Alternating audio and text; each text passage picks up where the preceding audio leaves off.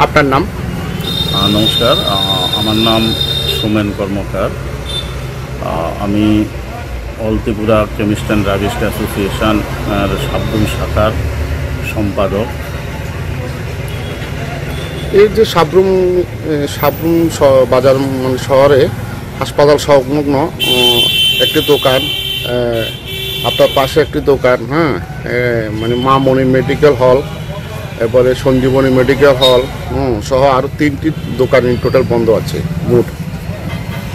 এ নিয়ে কীভাবে কেন বন্ধ হয়েছে? আমি দেখেছি 3টে দোকান বন্ধ আছে। কোন কোন দোকান?